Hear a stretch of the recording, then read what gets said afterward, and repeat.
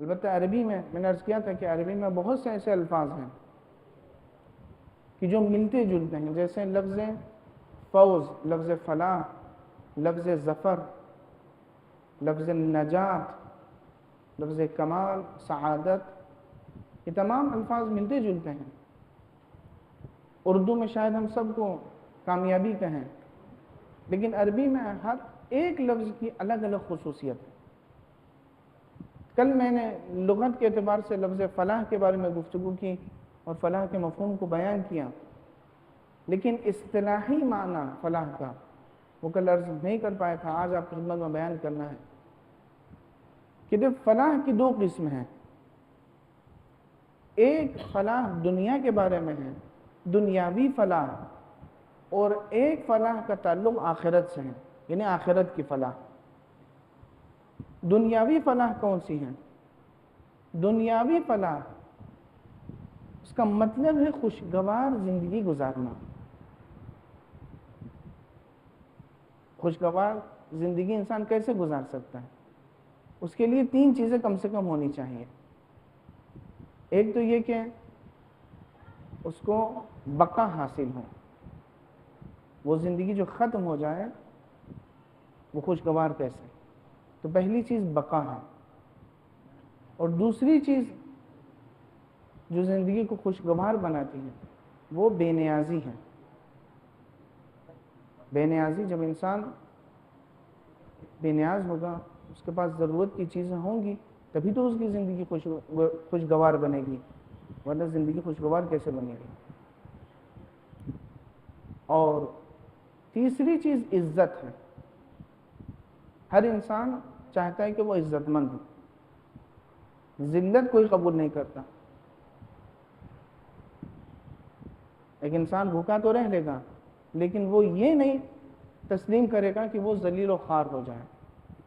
تو یہ تینوں چیزیں اگر کسی زندگی میں ہیں تو وہ دنیاوی فلاح ہے۔ لیکن عزیزان محترم، یہ جو فلاح کا تصور دنیاوی فلاح ہے، یہ ایک نسبی بات ہے، یہ علی الاطلاق نہیں ہے، یہ عمومیت اس میں نہیں پائی جاتی، کیونکہ دنیا کی کوئی زندگی ایسے نہیں ہے کہ جو ہمیشہ کے لیے باقی رہے۔ ہاں، کچھ لوگ جلدی چلے جاتے ہیں، کچھ لوگ دیر تک رہتے ہیں۔ افراد کے عمر میں تو فرق ہوتا ہے، کسی کا انتقال 50 سال کی عمر میں ہوتا ہے، کسی کا 40 سال، کسی کا انتقال 100 سال کی عمر میں ہوتا ہے، لیکن جانا ہر انسان کو اس دنیا سے۔ لہذا دنیا کی زندگی جتنی طولانی بھی ہو جائے، کبھی بھی اس میں بقا ہمیشگی نہیں ہے۔ اسی لیے حقیقی معنی میں اگر فلاح تلاش کرنا ہے تو فلاح ہمیں آخرت میں تلاش کرنا ہے۔ اب یہ آخرت کی فلاح کیسی ہے؟ علامہ طباطبائی تفسیر المیزان میں لکھتے ہیں، آخرت میں فلاح کا مطلب یہ ہے کہ وہ زندگی جس میں 4 خصوصیتیں ہیں۔ پہلی چیز، اس زندگی میں جو آخرت کی زندگی ہے، جو فلاح آخرت میں پایا جاتا ہے، اس میں بقا، ایسی بقا ہے جس میں فنا کا کوئی تصور نہیں ہے، کیونکہ ہم فیہا خالدون کی منزل ہے، ہمیشہ ابدیت کے لیے، یعنی ہمیشہ ہمیشہ رہنے کی جو جگہ ہے، اس میں فنا کا کوئی تصور نہیں۔ دوسری خصوصیت، وہ ایک ایسی عزت ہے جس کے ساتھ ذلت کا کوئی تصور نہیں۔ آپ دنیا میں دیکھیے، ایک انسان ممکن ہے کسی دن عزت مند ہو، لوگ عزت و احترام کریں، اکرام کریں، احترام کریں، لیکن حالات بدل جائیں۔ اب حالات ایسے بھی ہو سکتے ہیں وہی شخص کی جو عزت مند تھا، اب وہ سماج میں بے عزت ہو جائے، ذلیل ہو جائے۔ خدا نہ کرے کسی کے لیے یہ وقت آئے، لیکن ہو سکتا ہے۔ کبھی ایک الیکشن ہو جاتا ہے، حکومت بدل جاتی ہے، تو اب دیکھیے عزت مند اور ان کا معیار سماج میں بدل جاتا ہے، مال و ثروت سے لوگوں کی عزت میں کمی آنے لگتی ہے۔ تو دنیا میں تو یہ سب چیزوں کا تصور ہے، لیکن آخرت میں اللہ نے اگر کسی کو عزت دے دی تو یہ عزت اب اس کے لیے ہمیشگی ہے، اب اس کے ساتھ ذلت کا کوئی تصور نہیں ہے۔ یہ آخرت کی فلاح کی خصوصیت ہے۔ تیسری خصوصیت جو آخرت سے متعلق فلاح کے لیے علامہ بیان کرتے ہیں، وہ بیان کرتے ہیں کہ آخرت میں فلاح ہم کے لیے یہ ہے کہ اللہ اتنا سب کچھ بے نیاز کر دے گا کہ کہیں سے فقر کا کوئی گزر نہ ہو، چونکہ آخرت کی جو نعمتیں ہیں، آخرت کی نعمتیں لازوال ہیں۔ جو کچھ اللہ آخرت میں انسان کو دے گا، جنت والوں کو جو نعمتیں دے گا، یہ نعمتیں ختم ہونے والی نہیں ہیں۔ اور آخری خصوصیت وہ بیان کرتے ہیں، وہ علم ہے کہ جس کے ساتھ جہل کا کوئی تصور نہ ہو۔ یہ چار چیزیں جہاں جمع ہو جاتی ہیں، یہ حقیقی فلاح ہے، اور حقیقی فلاح انسان جنت ہی میں حاصل کر سکتا ہے، اور کہیں اسے یہ فلاح نہ ملے گا۔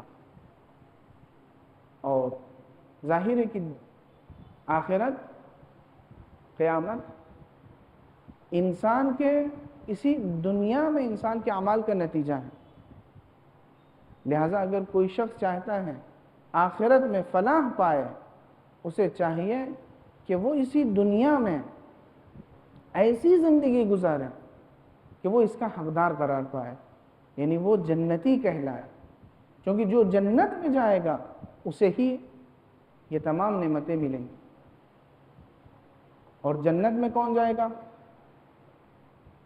جنت میں وہی جائے گا جس کے اعمال اس لائق ہوں، اور یہی حقیقی کامیابی ہے۔ عزیزوں، ایک جملہ کہہ دینے دیجئے، جب انسان اعمال صالح بجا لاتا ہے ایمان کے ساتھ تو وہ جنت کا حقدار کہلاتا ہے، لیکن سرکار سید الشہداء وہ ہیں کہ جو سید شباب اہل الجنہ میں شامل ہیں، یعنی الحسن والحسین سیدہ شباب اہل الجنہ، یعنی گویا ہم یہ کہہ سکتے ہیں کہ اگر انسان اپنی زندگی کو سیرت سید الشہداء کے مطابق انجام دے گا تو وہ امام کی قیادت میں جنتی بن سکتا ہے، کیونکہ وہی ہیں جو جنت والوں کے سردار۔ ایک صلوات پڑھیں محمد والے۔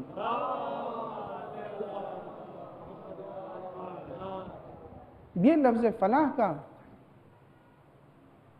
مفہوم، اور کل کی گفتگو میں نے اشارہ کیا تھا کہ یہ لفظ فلاح قرآن میں 40 مرتبہ تکرار ہوا، یہ اس کی اہمیت ہے۔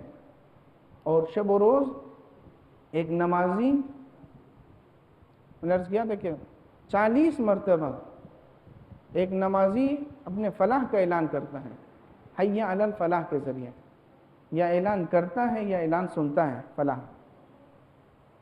جتنی مرتبہ قرآن میں یہ لفظ آیا ہے اتنی مرتبہ ایک دن میں، دن بھر میں انسان لفظ فلاح کا اعلان کرتا ہے یا سنتا ہے۔ اس میں پیغام ہے کہ جو خصوصیتیں فلاح سے متعلق قرآن میں بیان ہوئی ہیں اس پر انسان عمل کرتا جائے، فلاح حاصل کرتا جائے گا۔ ایک اور صلوات پڑھیں محمد وعلی۔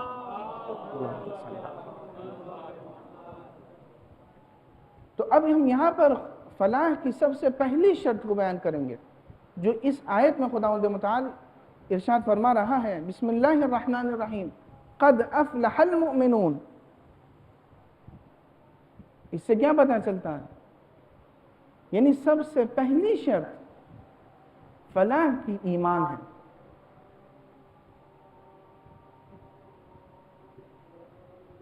آپ حضرات سے گزارش ایک مرتبہ نعرہ صلوات پڑھیں، صلی اللہ علیہ محمد۔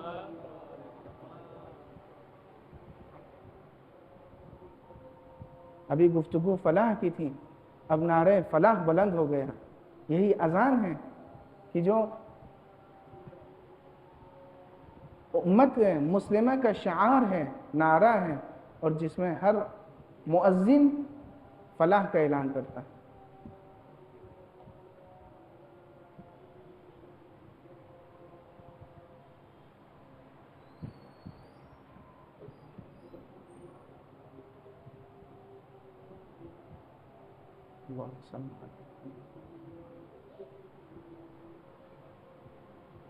ایک مرتبہ سب مل جل کے ایک اور مرتبہ صلوات پڑھیں محمد۔ تو سب سے پہلی شرط فلاح کی ایمان ہے، ایمان کے بغیر فلاح ممکن نہیں ہے۔ اب یہاں پر سوال یہ کہ ایمان کیا ہے؟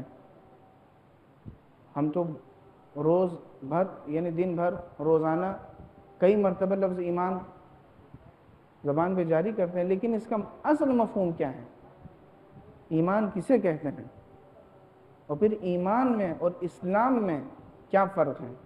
مومن کسے کہتے ہیں؟ مومن کی کیا نشانی ہے؟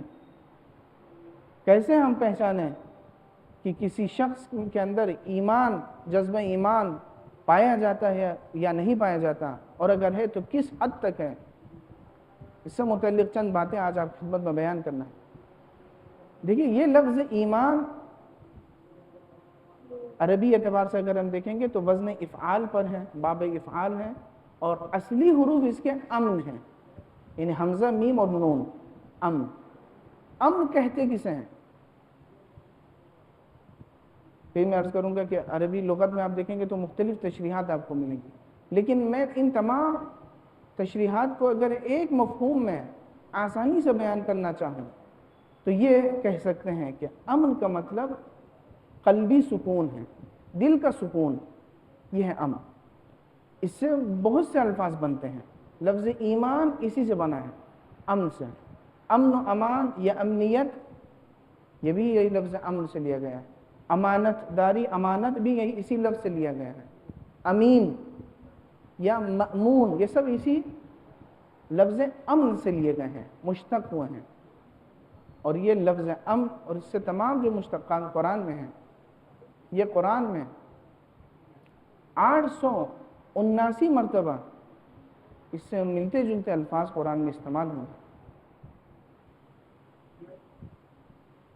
اگرچہ ہر لفظ میں ممکن ہے ایک خاص معنی بھی پایا جاتا، لیکن جو جامع معنی ہے، جو تمام الفاظ میں ہمیں مل سکتا ہے، وہ یہی ہے۔ انسان جب کسی چیز پر ایمان لاتا ہے، اسی وقت ایمان لاتا ہے، اسی وقت کسی بات کی تصدیق کرتا ہے جب اس کا قلب اس سے مطمئن ہوتا ہے۔ جب تک انسان کا دل کسی چیز سے، کسی عقیدے سے مطمئن نہ ہو، اس وقت تک اس پر ایمان نہیں لا سکتا۔ اسی لیے کہا گیا انسان جس چیز پر بھی عقیدہ رکھتا ہو اسے اس کا یقین ہونا چاہیے، اس کا قلب بالکل مطمئن ہونا چاہیے۔ اگر کسی چیز کے بارے میں شک و شبہ ہے، اس پر انسان ایمان نہیں لا سکتا۔ جہاں ایمان ہوتا ہے وہاں شک و شبہ کی گنجائش نہیں ہوتی۔ شک و شبہ وہاں پیدا ہوتا ہے جہاں ایمان میں کمزوری ہوتی، لیکن جن کا ایمان پختہ ہے، شک کا کوئی تصور نہیں ہے۔ انما المؤمنون الذین آمنوا باللہ ورسولہ ثم لم یرتابوا، سورہ حجرات۔ مومنین وہ ہیں کہ جب اللہ اور رسول پہ ایمان لاتے ہیں پھر اس کے بعد اس میں شک و شبہ نہیں کرتے۔ تو اگر کوئی شخص شک و شبہ کرے، اس کے ایمان پہ شک کیجئے، چونکہ ایمان کہتے ہیں قلب کے مطمئن ہونے، دلی سکون کو ایمان کہا جاتا ہے، امن کہا جاتا ہے۔ اب آپ دیکھیے قرآن میں لفظ ایمان سے متعلق کتنی آیتیں ہیں، میں نے عرض کیا تھا کتنی آیتیں، 800 سے زیادہ کچھ آیتیں قرآن میں ایمان کے بارے میں ہیں، اور ایمان کے لیے بہت سی خصوصیتیں قرآن نے بیان کی ہیں۔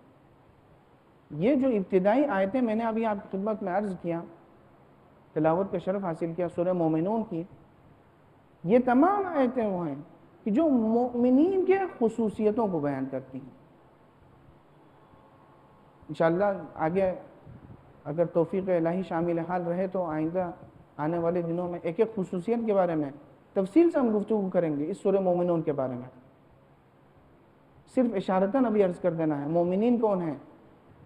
کہ جو نماز میں خاضع و خاشع رہتے ہیں، لغویات سے کنارہ کشی اختیار کرتے ہیں، زکوٰۃ ادا کرنے والے ہوتے ہیں، عفت و پاک دامنی کا خیال رکھتے ہیں، امانت صاحبین امانت تک پہنچاتے ہیں، امانتوں کو پورا کرتے ہیں، امانت میں خیانت نہیں کرتے ہیں، وعدوں کو پورا کرتے ہیں، اور پھر تاکید کے لیے پھر کہا مومن وہ ہوتا ہے کہ جو اپنے نماز کی حفاظت کرتا ہے، اور پھر فرمایا ان تمام خصوصیتوں کا نتیجہ یہ ہوگا کہ خدا انہیں جنت میں داخل کر دے گا۔ یہ ایک آیت، ایک سلسلہ ہے آیات کا جہاں پر خداوند متعال نے مومنین کے خصوصیتوں کو ذکر کیا۔ آپ دیکھیے اور بھی بہت سی آیتیں آپ کو مل جائیں گی۔ سورہ انفال کی دوسری آیت، اس میں بھی مومنین کے کچھ خصوصیتوں کو بیان کیا ہے۔ الذین اذا ذکر اللہ وجلت قلوبہم، مومنین وہ ہوتے ہیں کہ جب ان کے سامنے خدا کو یاد کیا جاتا ہے، ذکر الہی ہوتا ہے، تو ان کے دل لرزنے لگتے ہیں خوف و خشیت الہی سے۔ وَإِذَا تُلِيَتْ عَلَيْهِمْ آيَاتُهُ، جب آیات الہی کی تلاوت ہوتی ہے، زَادَتْهُمْ ایمانا، ان کے ایمان میں اضافہ ہوتا ہے۔ وَعَلَىٰ رَبِّهِمْ يَتَوَكَّلُونَ، اپنے پروردگار پر یہ بھروسہ رکھتے ہیں، توکل کرتے ہیں۔ یہ خصوصیت ہے۔ یہ لفظ زادتہم ایمانا، اس سے پتہ چلتا ہے کہ ایمان ایک ایسی چیز ہے، ایک ایسی حقیقت ہے کہ جس کے درجات اور مراتب پائیدار، اسٹیپ اور مرحلے ہوتے ہیں، لہٰذا ایمان میں اضافہ بھی ہو سکتا ہے۔ اسی طریقے سے سورہ فتح یعنی سورہ انا فتحنا میں ارشاد ہو رہا ہے ازدادوا ایمانا مع ایمانہم، ایمان کے ساتھ ان کے ایمان میں پھر اضافہ ہوتا ہے۔ یہ بھی خصوصیت ہے ایمان کی۔ لہٰذا اگر بہت سے افراد صاحبان ایمان ہیں، ایسا نہیں ہے کہ یہ سب کے سب ایک مرحلے میں ہوں، سب کے سب برابر ہوں، بلکہ ان میں بھی رتبے اور درجے پائے جاتے ہیں۔ کسی کا ایمان ایک آخری مرحلے تک ہوتا ہے، کسی کا ایمان کم ہوتا ہے، کسی کا ایمان زیادہ ہوتا ہے۔ اسی لیے اسی بات کو سمجھانے کے لیے خداوند متعال نے سورہ نساء میں ارشاد فرمایا کہ یا ایھا الذین آمنوا آمنوا، یہ عجیب آیت ہے۔ علماء نے اس کے ذیل میں بہت تفصیل سے گفتگو کی ہے۔ یہ کیسے خداوند متعال فرما رہا ہے کہ اے صاحبان ایمان، اے وہ لوگ جو ایمان لا چکے ہیں، یا ایھا الذین آمنوا، آمنوا آپ سمجھتے ہیں کہ یہ فعل ماضی ہے، یعنی اس سے پہلے ایمان لا چکے ہیں، اے وہ افراد کے جو ایمان لا چکے ہیں۔ پھر فرماتا ہے آمنوا، ایمان لے آئیے۔ اگر ایمان پہلے لا چکے ہیں تو پھر ایمان کا حکم کیوں دیا جا رہا ہے؟ دیکھیے جو چیز پہلے سے ہی ہو اس کا حکم دینا یہ فضول ہے۔ خداوند متعال حکیم ہے، اور حکیم کی ہر بات حکمت پر، مصلحت پر مبنی ہوتی ہے۔ اب مثال کے طور پر آپ حضرات یہاں پہ آ گئے ہیں، اب اگر یہ اعلان کیا جائے کہ آپ امام باڑے کے اندر آ جائیے، آپ کہیں گے ہم تو پہلے ہی سے آ گئے ہیں۔ یہ اعلان ان لوگوں کے لیے صحیح ہو سکتا ہے کہ جو باہر ہیں، ان سے گزارش کی جائے کہ وہ اندر آ جائیں، لیکن اب جو اندر آ چکے ہیں ان سے یہ کہنا کیسا کہ آپ اندر آ جائیے؟ تو یہ خداوند متعال کیسے کہہ رہا ہے یا ایھا الذین آمنوا آمنوا، اے وہ افراد کی جو ایمان لے آئے ہیں، ایمان لے آئیے۔ اس کا مطلب یہ ہے کہ ایمان کے درجات ہیں، یعنی خداوند متعال یہ کہنا چاہ رہا ہے کہ اے صاحبان ایمان، آپ ایمان کے جس مرحلے میں بھی ہیں اپنے ایمان میں اضافہ کریں۔ ایک صلوات پڑھیں محمد والے۔ تو یہ ایمان میں اضافے کا مطالبہ ہے، اصل ایمان لانے کی گفتگو نہیں ہے، وہ تو پہلے ہی سے ہے۔ اب یہاں پر دوسرا سوال یہ ہے کہ ایمان لانا، عقیدہ رکھنا کس چیز پر؟ کیونکہ آپ جانتے ہیں ایمان بہت اہم مرحلہ ہے۔ ایمان اگر نہ ہو تو تمام اعمال بیکار ہیں۔ یہ ایمان شرط ہے تمام اعمال کے لیے۔ تو اب یہاں پر سوال ہے کہ ایمان کس چیز پر لایا جائے؟ تو اسی آیت میں خداوند متعال ارشاد فرما رہا ہے۔ آیت کا حوالہ ذہن میں رکھیے، انشاءاللہ بعد میں قرآن کھول کے دیکھ لیجئے گا اور ترجمہ پڑھ لیجئے گا، آیت ذہن نشین ہو جائے۔ یا ایھا الذین آمنوا آمنوا باللہ ہے، سب سے پہلے کس حقیقت پر ہمیں ایمان رکھنا ہے؟ عقیدہ توحید پر، اللہ پر، چونکہ یہ بنیاد ہے، تمام اعتقادات کا محور توحید ہے، یعنی وحدانیت خدا کو ماننا کہ اللہ ہی ہے کہ جس نے اس زمین و آسمان کو خلق کیا، جس نے ہمیں پیدا کیا اور جس نے ہماری ہدایت کے لیے تمام انبیاء کو بھیجا، ایک سلسلہ ہے نبوت کا، اور ہماری ہدایت کے لیے اس نے مختلف آسمانی کتابوں کو بھی نازل فرمایا۔ اسی کے بعد اسی سلسلے کو خداوند متعال اس انداز سے ارشاد فرما رہا ہے، آمنوا باللہ ورسولہ والکتاب الذی نزل علی رسولہ والکتاب الذی انزل من قبل، یعنی اللہ پر ایمان لائیے، رسول خدا پر ایمان لائیے اور آسمانی کتابوں پر ایمان لائیے۔ یہ وہی سلسلہ ہے گفتگو کا۔ پھر اس کے بعد ارشاد فرمایا وَمَن یکفر باللہ وملائکتہ وکتبہ ورسلہ والیوم الآخر، آپ حضرات گنیے، وَمَن یکفر باللہ وملائکتہ وکتبہ ورسلہ والیوم الآخر، 5 خصوصیتوں کو اللہ نے ذکر کیا کہ ان پر کوئی شخص ان چیزوں کا انکار نہ کرے، اگر انکار کرے گا تو وہ ایک کھلی ہوئی گمراہی میں مبتلا ہے، کیونکہ ایمان اور ایمان کے مقابل میں کیا ہے؟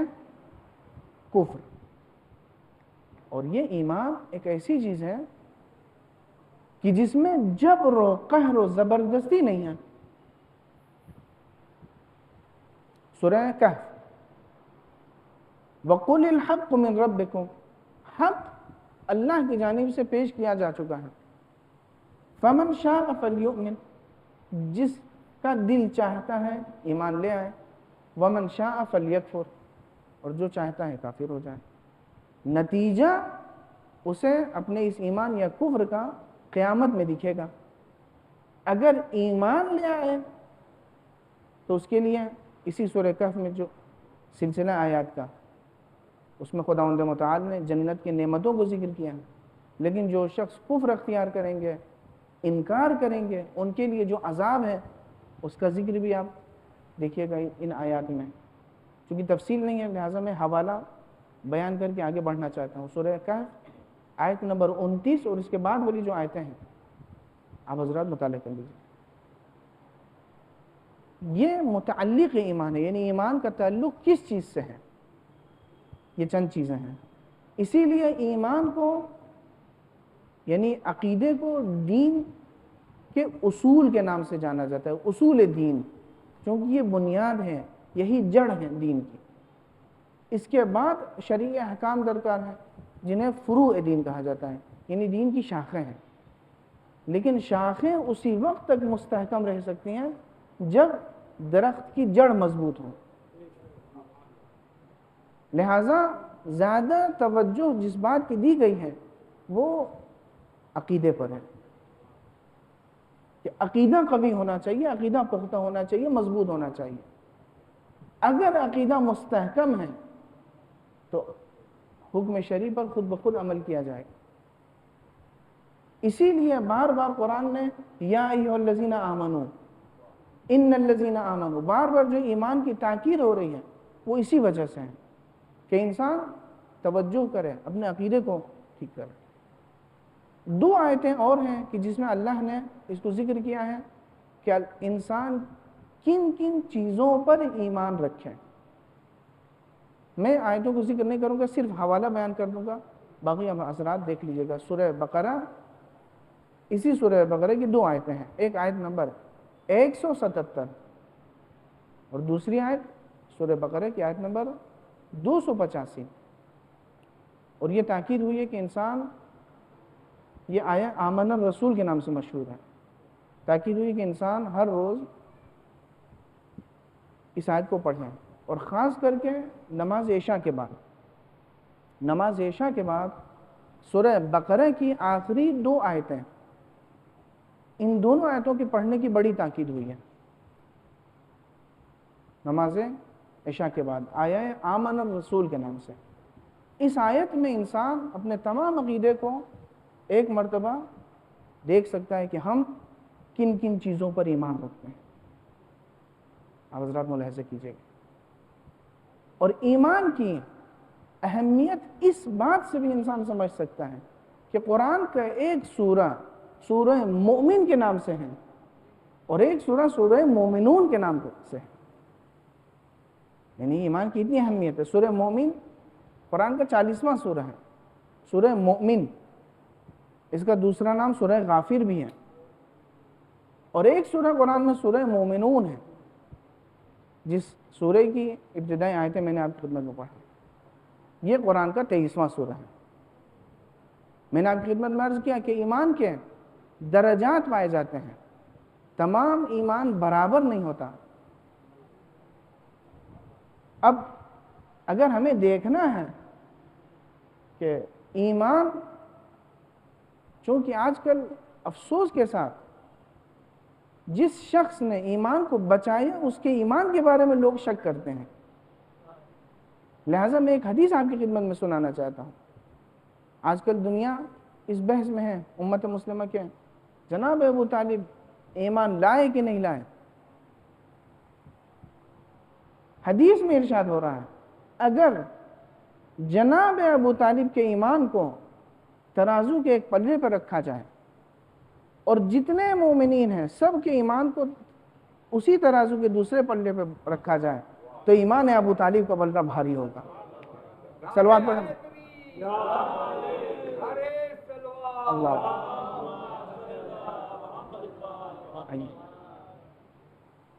تو یہ کیوں نہ ہو کہ جناب ابو طالب کل ایمان کے بھی باپ ہیں، کہ جب جنگ خندق میں جب امیر المومنین عمرو ابن عبد ود سے مقابلے کے لیے گئے تو اس وقت کیا رسول اللہ نے فرمایا؟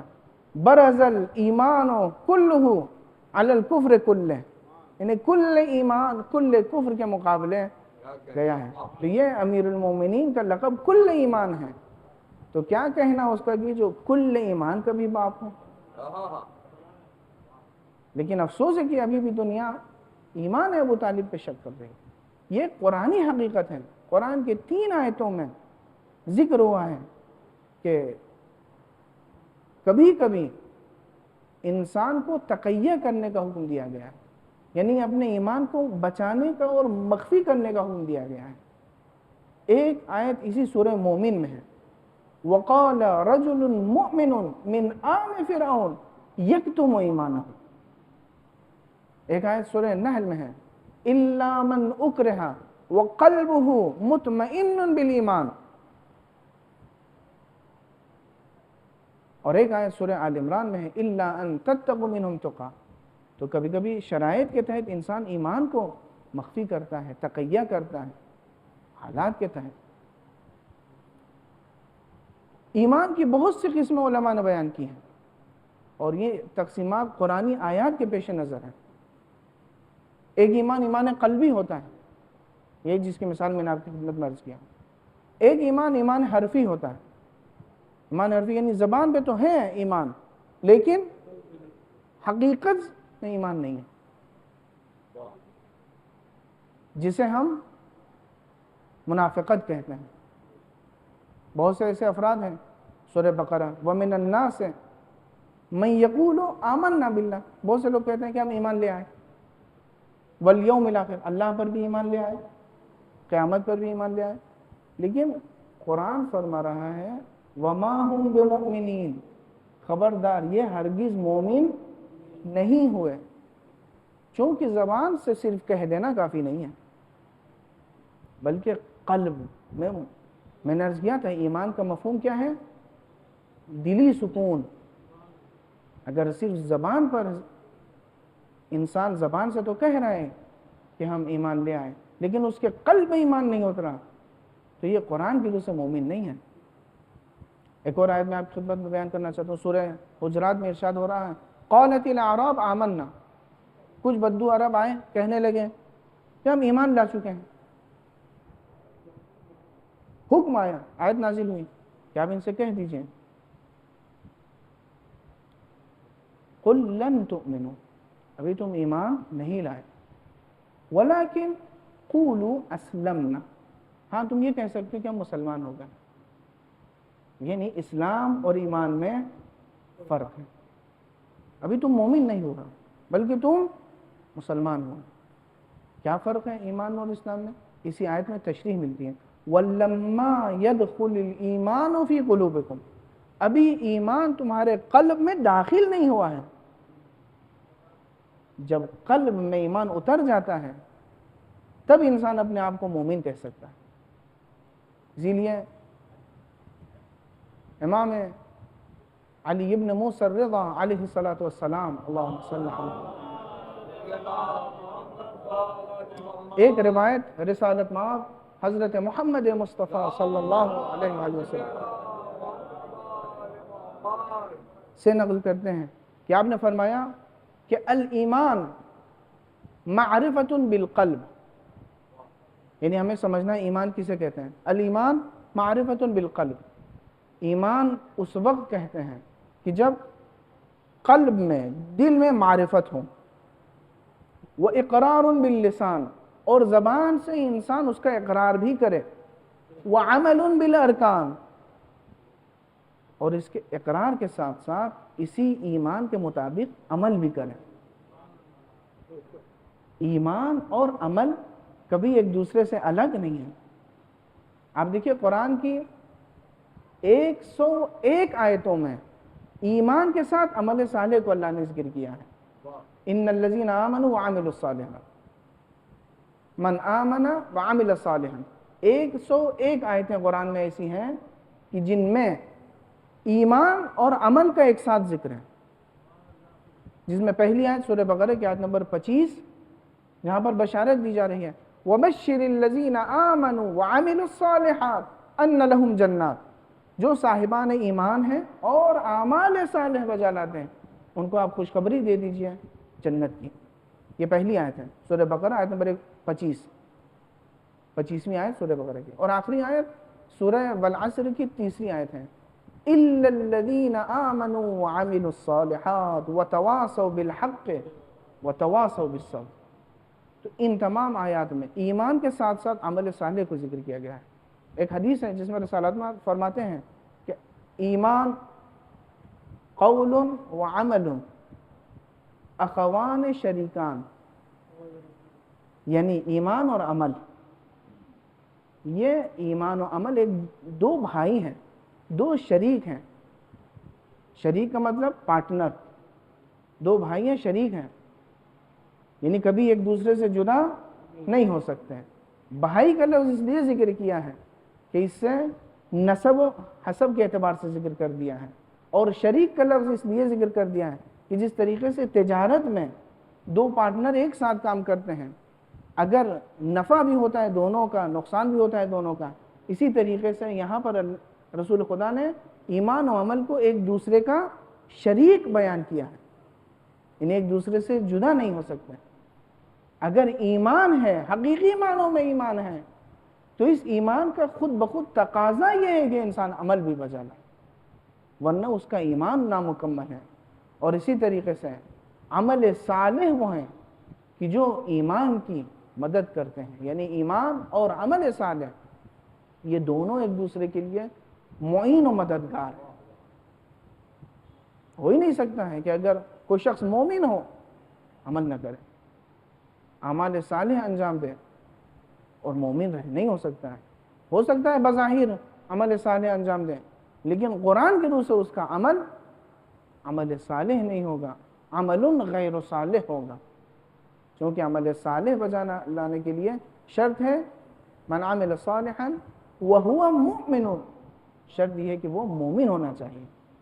اگر مومن نہیں ہے تو اس کا عمل صالح نہیں کہلائے گا۔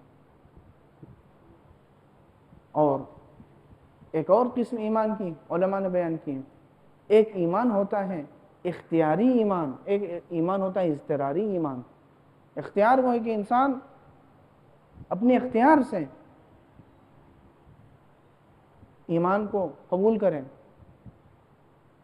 ورنہ اگر اضطراری کیفیت آ جائے، اور اس وقت انسان مومن ہونے کا اعلان کرے تو یہ ایمان اس کے کام نہیں آئے گا. جیسا کہ آپ جانتے ہیں فرعون اتنا بڑا دشمن خدا جس نے یہ اعلان کیا انا ربکم الاعلی، میں سب سے بڑا پروردگار ہوں. مصر والوں کے لیے کہا ہاذی الانہار تجری من تحتی الیس لی ملک مصر، یہ جو کچھ ہے یہ سب میری بدولت ہے. لیکن جب وقت پڑا، جب شرائط اضطراری ہو گئے، جب ہنگامی حالات ہو گئے تو اسے بھی کہنا پڑا قال آمنت حتی اذا ادرکہ الغرق قال آمنت. جب وہ ڈوبنے لگا تو کہنے لگا کہ میں بھی ایمان لاتا ہوں اس معبود پر کہ جس پہ بنی اسرائیل ایمان لا چکے ہیں. ادھر سے کیا خطاب آیا الآن وقد عصیت قبل وکنت من المفسدین، اب ایمان لائے ہیں جبکہ اس سے پہلے تم نے مسلسل سرکشی اختیار کی اور تم نے زمین پہ فساد برپا کیا.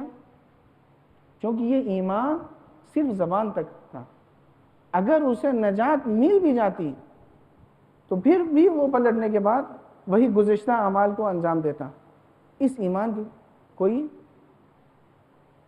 کا کوئی فائدہ نہیں ہے، لہٰذا یہ ایمان قابل قبول نہیں ہے.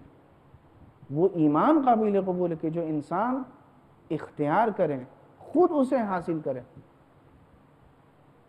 کمال تو یہ ہے کہ انسان حالت اختیار میں رہے اور لیکن ایمان کو حاصل کرے اور اپنے ایمان کو مکمل کرنے کی کوشش کرے.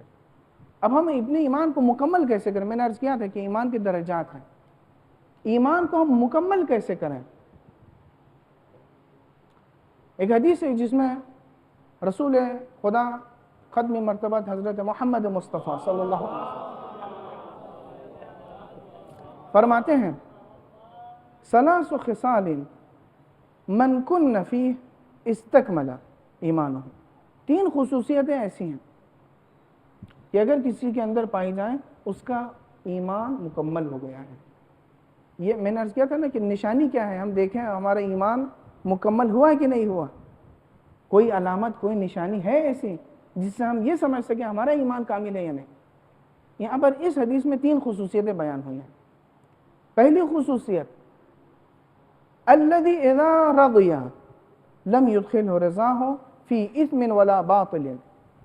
پہلی خصوصیت یہ ہے کہ جب وہ خوش ہوتا ہے. اگر کوئی شخص ہوتے ہیں کبھی کبھی حالات ایسے ہوتے ہیں کہ انسان کو خوشی محسوس ہوتی ہے، کبھی حالات کچھ اور ہوتے ہیں. جب انسان خوش ہوتا ہے، کسی سے راضی ہوتا ہے، تو کیا یہ خوشی کہیں اسے گناہ میں تو مبتلا نہیں کر رہی ہے؟ یہ خوشی یا اسے حق کی جانب سے باطل کی طرف تو نہیں موڑ رہی ہے؟ اگر خوشی انسان کو گناہ پہ مجبور کر دے یا باطل کام میں مصروف ہو جائے، اس کا مطلب یہ ایمان کامل نہیں ہوا. بہت سے جگہوں پہ، بہت سے معاشروں میں کہتے ہیں ارے یہ تو خوشی کا موقع ہے، اس میں تو یہ سب گناہ تو یہ سب تو چلتا ہے. اس کا مطلب یعنی ہمارا ایمان ابھی مکمل نہیں ہوا ہے. حقیقی مومن وہ ہوتے ہیں کہ جب خوشی کے موقعوں میں بھی گناہ میں مبتلا نہیں ہوتے. یہ نہیں ایمان کامل ہوا ہے. نہ باطل کا گرفتار ہوتے ہیں، نہ گناہ میں آلودہ ہوتے ہیں. دوسری خصوصیت حضرت فرماتے ہیں وَإِذَا غَضِبَ لَمْ يُخْرِجْهُ الْغَضَبْ مِنَ الْحَقِّ. اور جب وہ ناراض ہوتا ہے، جب مومن ناراض ہوتا ہے تو یہ ناراضگی اسے حق سے خارج نہیں کرتی. ایک انسانی نفسیات کا مرحلہ ہے. انسان جب جذبات میں گرفتار ہوتا ہے تو بہت ایسا دیکھا گیا یا سننے میں آیا ہے کہ بہت سے افراد غصے کی حالت میں کچھ ایسا عمل انجام دیتے ہیں کہ بعد میں خود وہ پچھتاتے ہیں. وہ خود انہیں ندامت کا احساس ہوتا ہے کہ کاش ہم نے یہ عمل نہ کیا، یہ کام انجام نہ دیا ہوتا. چونکہ غضب اور غصہ ایک ایسی خصوصیت ہے کہ جب انسان پر حاوی ہوتی ہے تو اب انسان کے عقل کے راستے کو بند کر دیتی. یہ غصہ بہت، اسی لیے غضب کے لیے یعنی غصے کے لیے کہا گیا ہے یہ غضب اور غصہ ایمان کو ختم کر دیتی ہے. یہ غصہ بہت ایمان کے لیے بہت خطرناک چیز ہے. یہ دوسری خصوصیت ایمان کے کامل ہونے کی. تیسری خصوصیت فرماتے ہیں وَإِذَا قَدَرَ لَمْ يَتَعَاطَ مَا لَيْسَ لَهُ، جب وہ تسلط رکھتا ہے، قدرت رکھتا ہے، تو کوئی عمل انجام نہیں دیتا کہ جو اسے زیب نہیں دیتا، جو اس کے حق میں نہیں ہوتا. کیونکہ جب انسان کمزور ہوتا ہے تو بہت سے کام تو مجبوراً انجام نہیں دے سکتا، کیا کریں، مجبور ہے. لیکن جب اللہ اسے قدرت، سلطنت اور اختیار دیتا ہے، قبضہ دیتا ہے، اب کمال یہ ہے کہ اس وقت انسان کس طریقے سے انجام دیتا، کون سا عمل انجام دے گا. وہی عمل انجام دے گا جو اس کے حق میں ہے، جسے اسے اختیار ہے، اس کے علاوہ کچھ انجام نہیں دے گا. ایک اور حدیث ہے کہ جس میں رسول خدا نے 3 خصوصیتیں، میرا وقت ختم ہو رہا ہے، میں جلدی سے اس حدیث کو آپ کی خدمت میں بیان کر کے گفتگو کو سمیٹوں. ایک اور حدیث ہے جس میں 3 خصوصیتیں بیان ہو رہی ہیں. ثلاثۃ من کن فیہ یستکمل ایمانہ. 3 خصوصیتیں ایسی ہیں. یہ جو حدیثوں میں مختلف الفاظ نظر آتے ہیں، چونکہ ہر حدیث میں ایک خاص جہت کو بیان کرنا مقصود ہوتا ہے. یہ حدیثیں آپس میں ٹکرا نہیں رہی ہیں، ہر حدیث ایک الگ زاویے سے بیان کر رہی ہے ایک بات. تو 3 خصوصیتیں اس میں بیان ہوئی ہیں. رجل لا یخاف فی اللہ لومۃ لائم. مومن اور مومن کے کامل ہونے کی نشانی یہ ہے کہ جب وہ راہ خدا میں کوئی عمل انجام دیتا ہے تو کسی کے بات سے ڈرتا نہیں ہے. اگر ہم نے یہ طے کر لیا کہ ہمیں خوشنودی خدا کے لیے ایک عمل کو انجام دینا ہے، اب کوئی کچھ بھی کہے ہمیں اس عمل کو انجام دینا ہی دینا. یہ نہیں کہ لوگ کیا کہیں گے، چونکہ ہماری نیت یہ ہے خوشنودی خدا کے لیے ہمیں اس عمل کو انجام دینا ہے.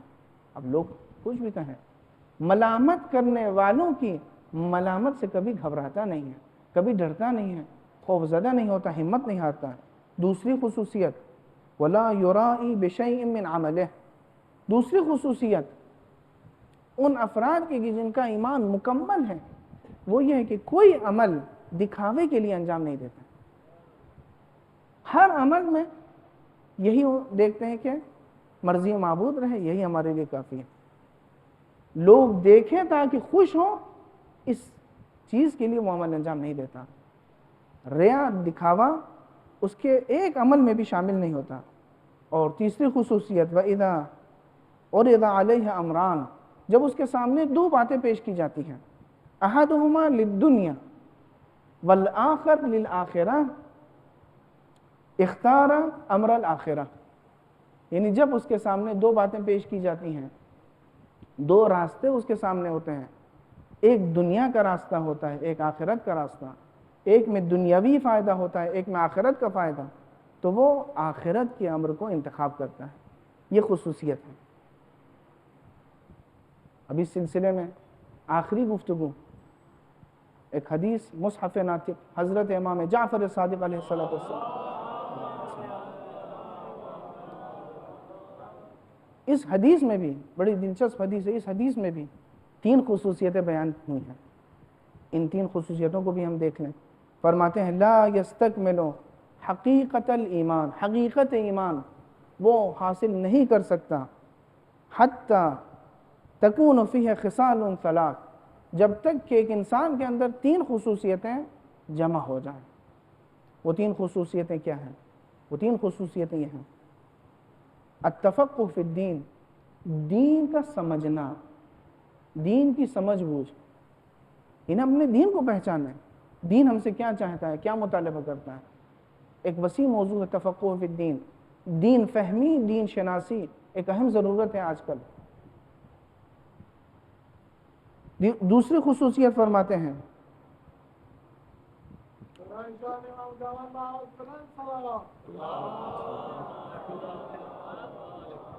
وحسن التقدیر فی المعیشہ.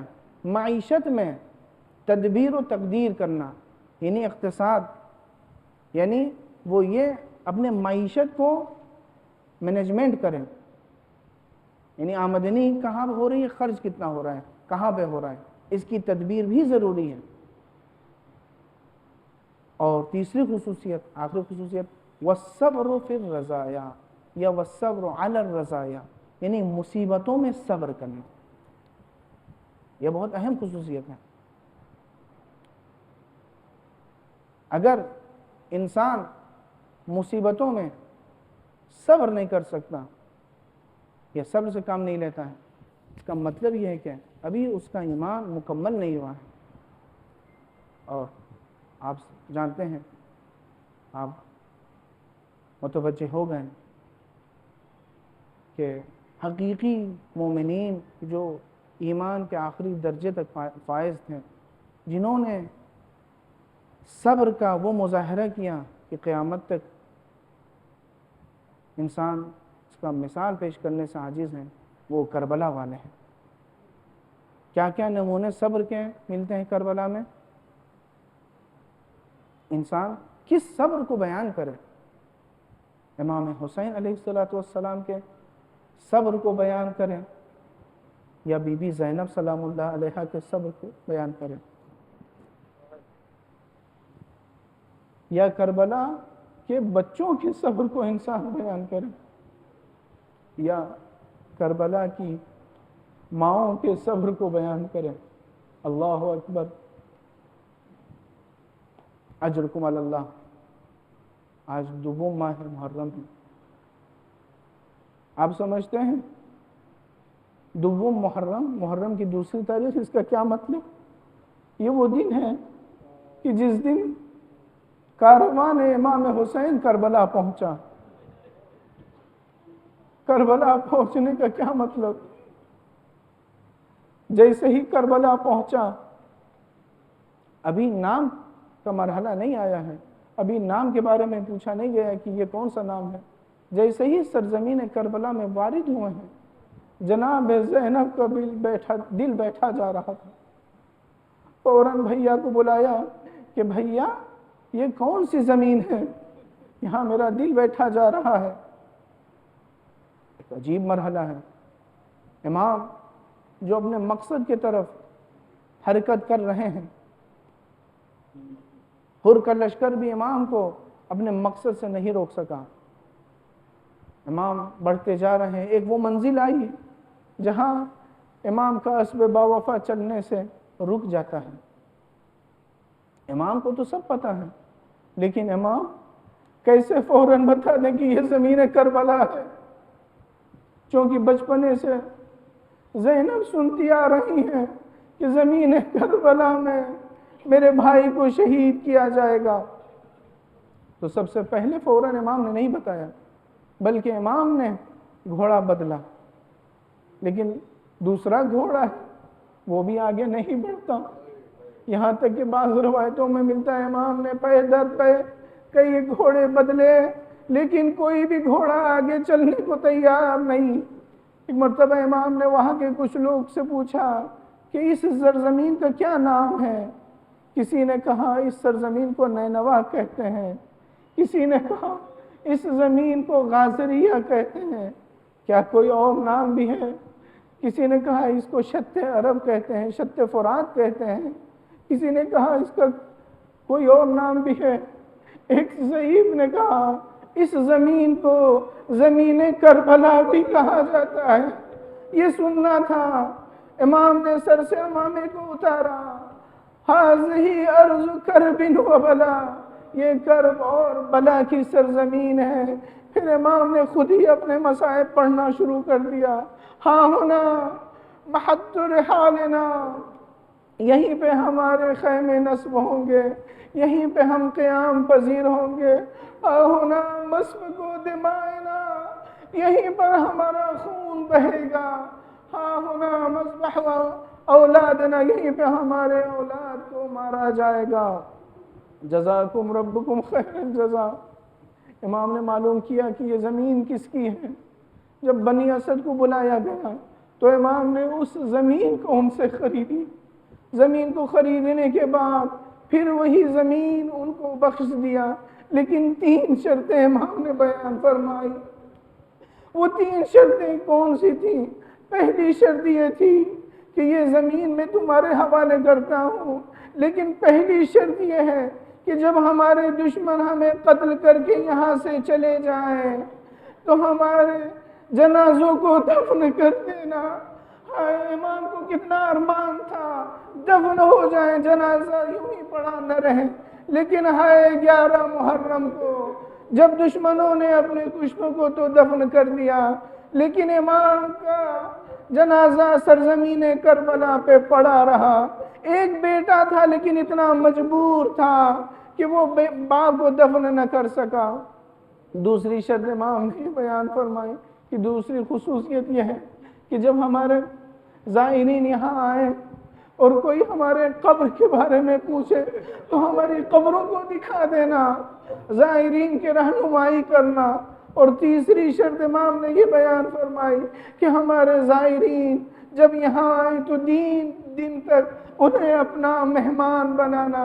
ہائے امام کو اپنے زائرین کی اتنی فکر تھی کہ 3 دن تک امام نے اپنے زائرین کے مہمانی کو تو بیان کر دیا کہ زائرین بھوکے نہ رہیں، پیاسے نہ رہیں، لیکن ہائے امام اور امام کے اصحاب 3 دن تک بھوکے و پیاسے، خیموں سے العطش کی آوازیں بلند ہو گئیں، العطش العطش۔ وَسَيَعْلَمُ الَّذِينَ ظَلَمُوا أَيَّ مُنْقَلِبٍ يَنْقَلِبُونَ إِنَّا لِلَّهِ وَإِنَّا إِلَيْهِ رَاجِعُونَ رِضًا بِقَضَائِهِ وَتَسْلِيمًا لِأَمْرِهِ